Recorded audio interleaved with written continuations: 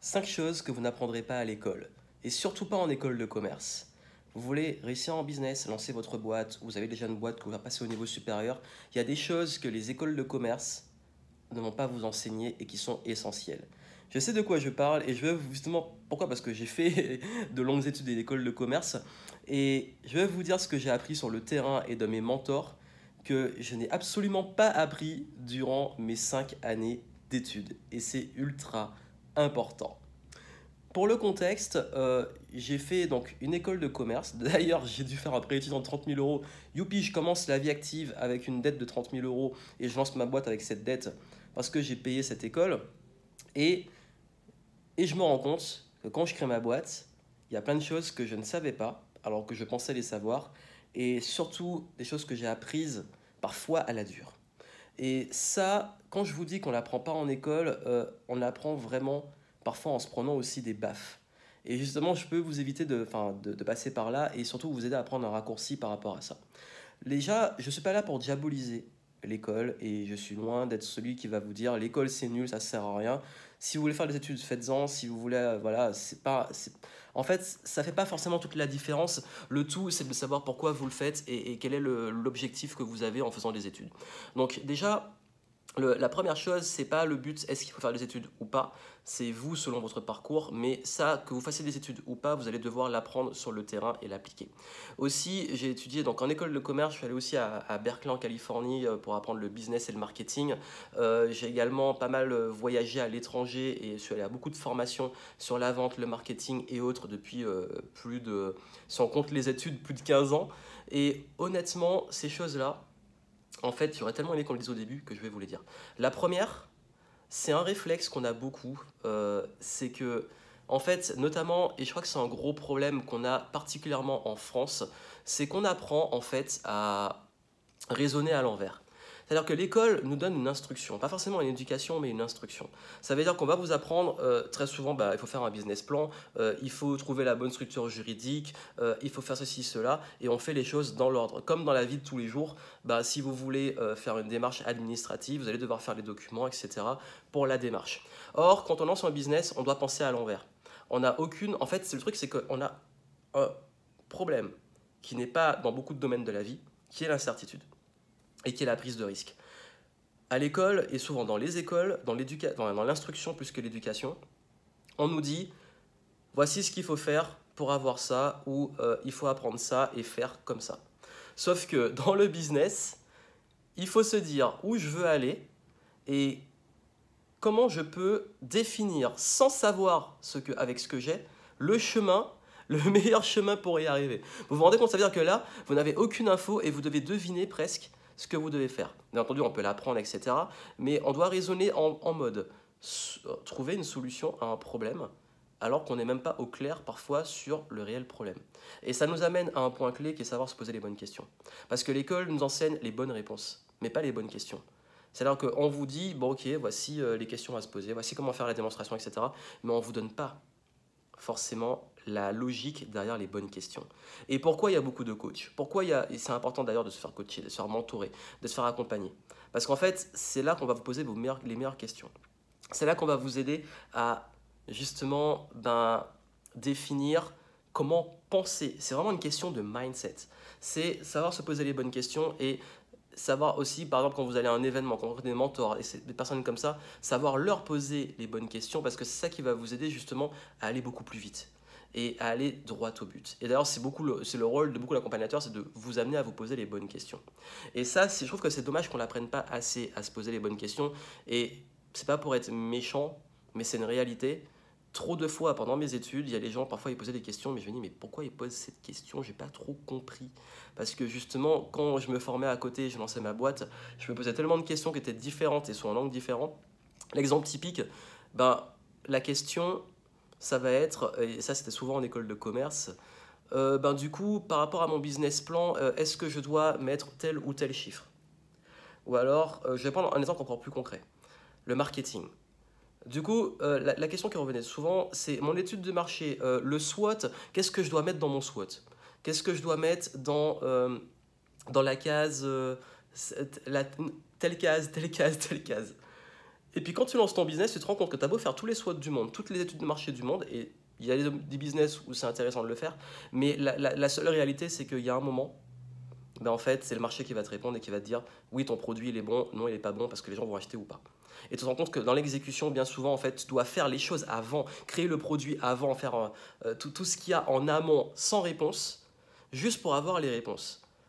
Parce que justement, tu te poses les bonnes questions. Tu te dis, bon, ben, comment je peux avoir la confirmation que les gens sont intéressés? Comment je peux commencer à vendre mon produit? Comment je peux avoir ces résultats-là? Et ça, on ne vous l'apprend pas à l'école. C'est la première chose. La deuxième, et ça c'est un truc qui est presque fatal, c'est la gestion émotionnelle. On n'apprend pas assez à gérer nos émotions, toujours dans le stress, les examens, etc. Et le jour où on se prend un échec dans la tronche, le jour où on voit que finalement c'est pas aussi facile qu'on l'avait dit, le jour où on sort de sa zone de confort, le premier échec, la première difficulté, on abandonne. Et ça c'est un truc qu'on n'apprend pas à l'école, c'est un truc qu'on apprend dans la vie. La persévérance, gérer l'échec. Pourquoi? Parce qu'on définit, surtout quand on est en école, la valeur et notre valeur est définie par des notes. Si tu as une bonne note, youpi, t'es bon. Si tu as une mauvaise note, t'es un gros nul. C'est la logique de l'école. Et le truc, c'est que quand tu es en business, ben en fait, il n'y a pas de note. Il n'y a pas de note, et puis tu as beau être le meilleur du monde, tu peux être théoriquement très bon, tu lances ton produit, tu fais ton truc, et tu vois que les gens, ils s'en foutent, ils n'achètent pas. Ah bah là, en fait, t'en prends pour ton grade parce que tu te rends compte que finalement, ta valeur n'est pas liée juste à des notes ou des chiffres, elle va encore beaucoup plus loin. Et ça, c'est aussi un des points clés qu'on n'apprend pas à l'école, c'est gérer l'échec, savoir persévérer et savoir aussi gérer sa émotion. Parce que gérer l'échec et persévérer, c'est de l'émotionnel. Et d'où l'intérêt d'apprendre à gérer ses émotions. Et ça, en fait, si vous voulez apprendre à gérer vos émotions, il n'y a pas de secret, ben c'est un travail de développement personnel, c'est un travail de connaissance de soi, c'est un travail de mindset en fait, d'état d'esprit. Ça se développe, ça s'apprend, mais il n'y a pas de cours sur ça, en tout cas j'en connais pas beaucoup des cours sur ça, et c'est bien dommage, mais ça c'est l'école de la vie très souvent. Troisième chose, ben là en fait c'est tout simplement l'argent.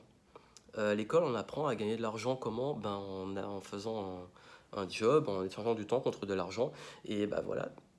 Et ben, une fois qu'on arrive dans la vie active, la seule référence qu'on a, c'est gagner un salaire.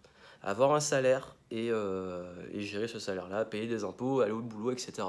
Alors le jour où vous gérez un business, que vous comprenez les concepts de taxes, d'impôts sur les sociétés, impôts sur le revenu, d'URSSAF, de marge, de BFR, de trésorerie, d'actifs, de passifs, de tous ces trucs-là, en fait, bah, vous vous dites, ah ouais, on a oublié un truc. Pourtant, j'ai fait de la compta en école de commerce, j'ai fait de la gestion financière, mais ça, généralement, bon, très vite, quand on a une boîte, on le délègue. Ça, c'est une chose très certaine.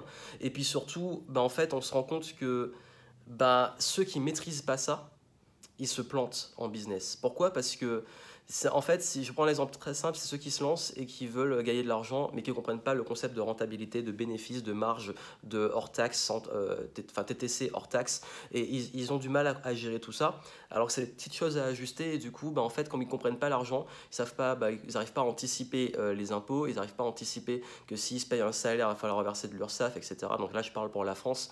Donc du coup, ça crée en fait une méconnaissance, un manque d'information qui peut créer des problèmes bah, qui peuvent être vite qui peuvent avoir des lourdes conséquences, comme ceux qui auront des surprises de recevoir des factures astronomiques de TVA, d'impôts ou autres parce qu'ils ont oublié. Donc ça, faites attention. Et puis bien entendu, ben, la notion d'investissement tout simplement. La notion d'investissement, la notion et le fait que bah, quand on a un business, il faut investir et qu'on n'est plus dans la dépense, on n'est plus dans, comme le salarié qui a son salaire fixe et qui dépense, on est dans l'investissement qui peut parfois être sur du plus long terme et qui fait qu'on peut même avoir une entreprise qui est endettée, entre guillemets, et générer du cash. Et voilà, en fait, il y a toute cette notion de la connaissance de l'argent. Je ne vais pas vous faire un cours sur l'argent parce que bah, ce n'est pas le sujet de la vidéo et ça va être très long, mais moi, je n'ai pas appris ça à l'école et j'ai dû l'apprendre dans des livres, avec des mentors, sur le terrain, en investissant. Et tout ça, en fait, si seulement il n'y a pas de cours d'immobilier, il n'y a pas de cours de gestion d'entreprise, il y en a, mais souvent ils ne sont pas assez poussés comparé à la réalité du terrain. Et ce qui fait que bah, si vous ne comprenez pas l'argent, comment vous voulez vraiment avoir une indépendance financière et bien gérer ce fameux argent. Et quatrième point, alors là, vraiment, j'ai pas compris. Et j'ai pas compris, c'est la communication. La communication. Que ça soit la communication non violente, que ça soit la communication marketing, le fait de parler en public, le fait de savoir s'exprimer correctement.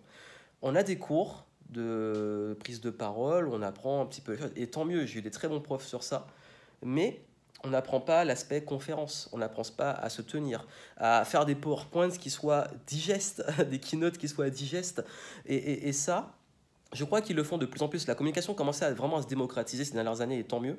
Mais quand je faisais mes études, je trouvais qu'il y avait une lacune, parce que parfois on nous faisait faire des exposés, des présentations, mais on ne nous poussait pas assez dans l'aspect communication.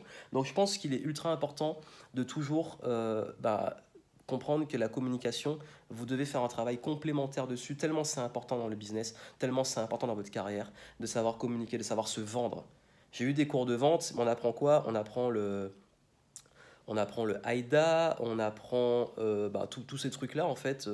On apprend à closer mais vite fait. On apprend à quelques profils psychologiques, notamment tout ce qui va être son casse et compagnie. Mais une fois qu'on est sur le terrain, bon, c'est pratique, c'est de la théorie, mais on n'apprend pas la pratique de la vente. Et ça, je peux vous dire que à force de pratique, je me rendais compte que j'avais d'énormes lacunes en vente, en marketing, tout ça. Pourtant, j'avais de très bons cours. Et donc, du coup, ça se rend compte sur le terrain, sur la psychologie, parce que le gros aspect qu'on ne travaille pas là-bas, c'est la psychologie humaine.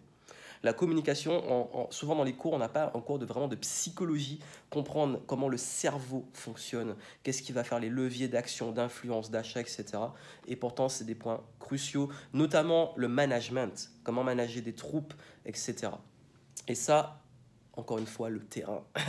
Et puis, dernière chose, alors là, c'est très personnel, mais encore une fois, c'est que comme je vous dis, on apprend des cours, on restitue les cours à travers d'examens, mais on n'apprend pas à exécuter.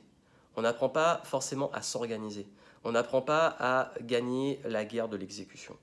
Parce qu'en business, il faut avancer, il faut aller vite, il faut passer à l'action. Et souvent, c'est une lacune qu'on peut avoir. Et je trouve que ce serait vraiment bien qu'on ait des cours de gestion du temps réel et de savoir en fait comprendre les gestions des priorités et compagnie. Et de savoir exécuter. Savoir passer à l'action, passer à l'étape suivante, gérer son temps, gérer ses journées et compagnie. Vous voyez, tout ça, c'est des choses qu'on peut-être que ça a évolué, peut-être que des écoles l'intègrent, et tant mieux. D'ailleurs, dites-moi si vous en connaissez qui font ça, ce serait vraiment génial.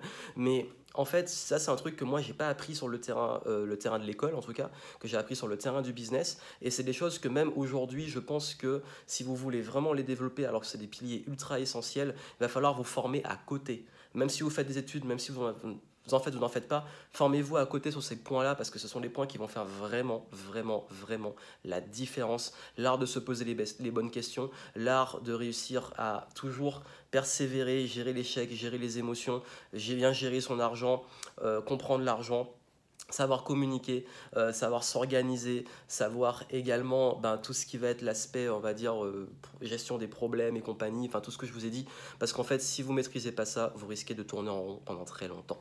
Et c'est le sujet que je voulais aborder avec vous, c'est les conseils que je voulais vous donner. Parce qu'en business, il y a plein de choses que vous pouvez apprendre dans des écoles de commerce ou dans différentes formations plus classiques. Et il y a des choses sur lesquelles vous allez devoir aller chercher et creuser beaucoup plus. Parce que ces informations-là, elles se font par l'expérience, mais elles se font aussi par des choses alternatives. En tout cas, si vous souhaitez l'apprendre avec moi, je vous mets en description en lien, vous avez un cours pour pouvoir développer tout ça. Et puis, vous pouvez vous inscrire pour mon prochain événement. Et durant le prochain événement, justement, vous allez pouvoir développer certains savoirs clés et précis avec des experts dessus de façon très rapide. Ce ne sont pas des profs, ce sont des gens du terrain et du coup ce sont des professionnels, des personnes qui savent de quoi ils parlent, qui ont une réelle expérience et qui vont vous la transmettre durant cet événement. Donc vous avez toutes les infos en description. Moi je vous souhaite plein de succès et n'oubliez pas, continuez d'apprendre, continuez de vous former et moi je vous dis à très bientôt.